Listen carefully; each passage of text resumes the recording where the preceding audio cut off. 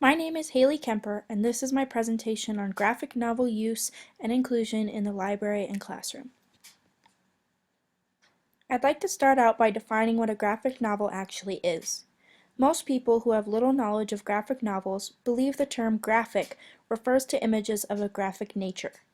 Whether those images be gory or comprised of images unsuitable for children, a lot of people have misconceptions concerning what graphic novels actually are. Another thing that people usually assume about graphic novels is that they are simply big comic books. Comics are stories told in a series of boxes and strips that combine both text and illustration. What differs, however, between a comic and a graphic novel is mainly the length. Sure, graphic novels can have superheroes for characters, and they can be fantastical in nature, but they are generally referred to as being illustrated novels. They are a full-length novel that uses illustration to help tell the story, or in other words, a book-length comic.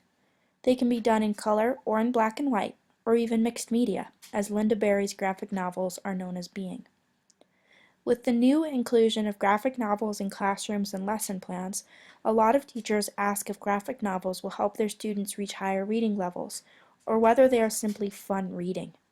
Depending on the novel, they can most certainly help students raise their reading levels.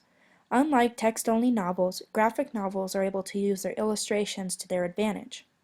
If a student happens upon an unknown or confusing word, they are able to better decode its meaning from the pictures and drawings.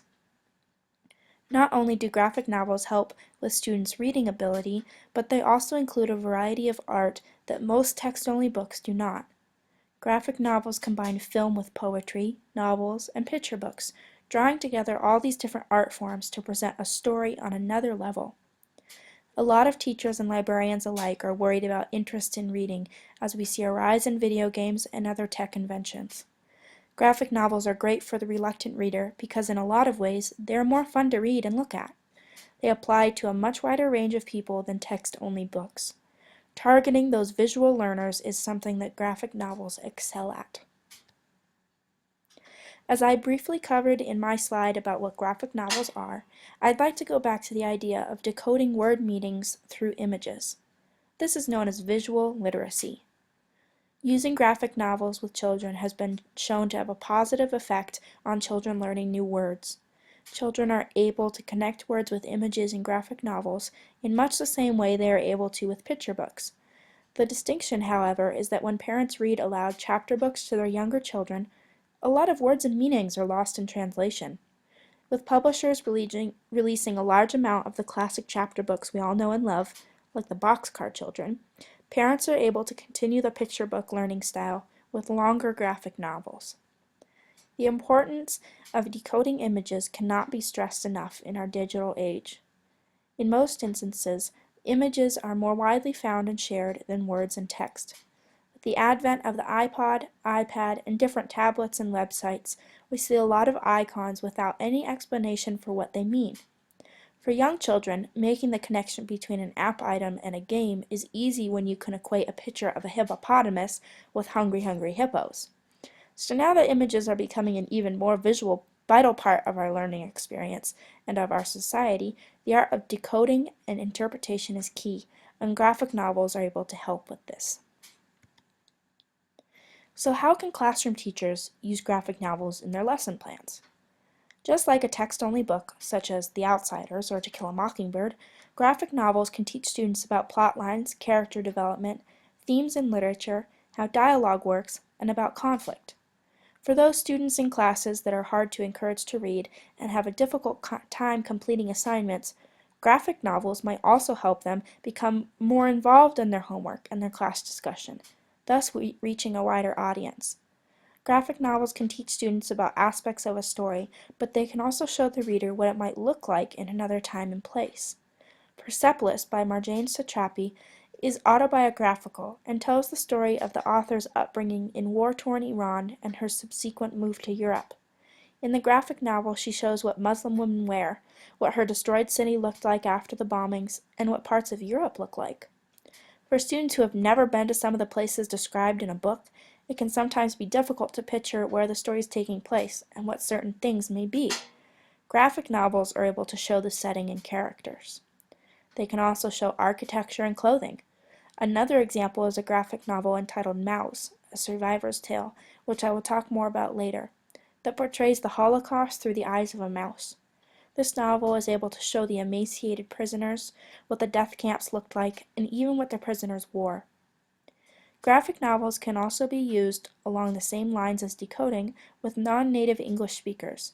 Students enrolled in classes like ELL, English Language Learners, and EAL, English as Another Language, as well as non-hearing students, can associate words with images and thus decode the words.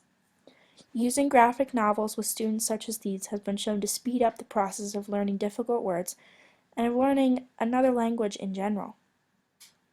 Some of the classic books we grew up with reading, like the Boxcar Children that I mentioned, but also books like Crime and Punishment, Fahrenheit 451, as well as The Jungle, and even Origin of the Species, have all been adapted into graphic novels. Some high schools and colleges offer creative writing courses. Practice in creating parts of a graphic novel is yet another creative writing activity that teachers and professors can encourage. This is a scene from Marjane Satrapi's Persepolis, and illustrates what I was pointing out about clothing, and especially in this scene, what another language may look like. It also shows that not all graphic novels are in color, like a lot of comics are generally thought to be in. As graphic novels become more and more popular these days, it is the duty of all librarians to keep up with the times and become more used to seeing graphic novels dot their shelves. As librarians face the constant battle of keeping up with newly released materials, as well as building and developing their collections, it is important to realize that graphic novels are now something that most patrons are familiar with and want to get their hands on. A major question that arises with the purchasing of graphic novels for libraries is where to shelve them. Should they be cataloged as art? Are they their own separate genre? Do you place them in fiction and nonfiction, the same as you would a text-only book?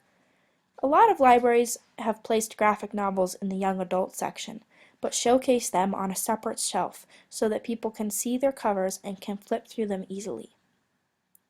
Not only are graphic novels becoming more popular, but a lot of research shows that they are encouraging kids to read for fun again.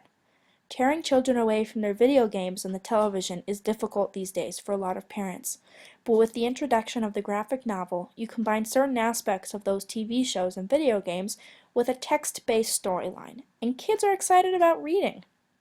For libraries that are new to the graphic novel world and want to start including these books in their collections, the ALA releases a yearly report on great graphic novels for teens. Included in these lists not only are fiction graphic novels, but nonfiction as well, such as biographies and historical accounts.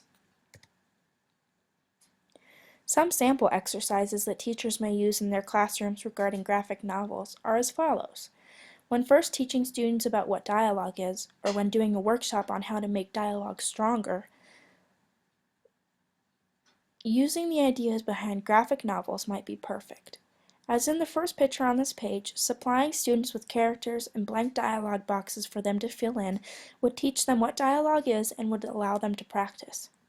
They can exchange papers with other students in the class for editing and peer review in order to get feedback about their writing. Working with conflict scenarios is an easy way to teach students about graphic novels and about literary terms.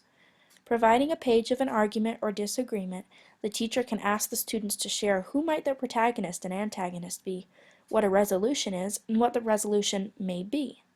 After they are shown this particular argument, the teacher may ask them to come up with their own conflict scenarios, changing around who is involved, who is at fault, and how a resolution might come about. In a foreign language class, students may be given a page or two of a graphic novel in the language being studied, like Spanish, French, or German, and then they are told to translate those pages into English.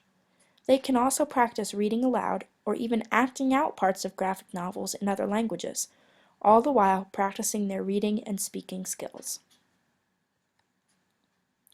Just as other genres have their own awards, graphic novels do as well. The most prestigious awards for graphic novels are the Ignatz Award and the Eisner Harvey Award. The graphic novel American-Born Chinese won an award for Best Young Adult Novel of the Year, being thrown in and then chosen out of many text-only books. Mouse makes a distinction in that not only was it amazingly received by the graphic novel community, but it also won the Pulitzer Prize in 1992. That same year, it also won the Eisner and the Harvey Awards. Black Hole and Persepolis are examples of graphic novels that won the Ignatz Award, and an alumni from my undergraduate school, the Evergreen State College, Linda Berry, won the Eisner Award for her book 100 Demons, as did Will Eisner's Last Day in Vietnam. With the rise in popularity of the graphic novel, the media has seen the idea behind visual literacy take off in recent years. Pairing text with image has always drawn attention, but when the CDC released their online graphic novel, Preparedness 101: Zombie Pandemic, not only did a lot of people become aware of digital graphic novels, but aware about the fact that they were not just found in schools and libraries. The CDC Zombie Preparedness novella was explained in this way. The CDC has a fun way of teaching about emergency preparedness. Our graphic novel, Preparedness 101: Zombie Pandemic, demonstrates the importance of being prepared in an entertaining way that people of all ages will enjoy. Anyone can view the online graphic novel and can also download it to their computer. I'll finish off with a few suggestions of graphic novels in case you are interested in looking some up. A few I have already discussed during this presentation, and they are listed on this slide. But I would like to mention Black Hole by Charles Burns. This novel won the Ignatz Award in 2006, along with many other awards for graphic novels. Set in Seattle, this story follows a group of teenagers who undergo a series of mutations caused by a sexually transmitted disease. I will warn, however, that this book does have graphic content. I'm in the process of reading it now, and not only are the ideas and the plot lines something I have never encountered before, but the illustrations are fantastic. Thank you for listening to my presentation on graphic novel use and inclusion in the library and classroom. Feel free to look up any of the novels I mentioned within this presentation. Thank you.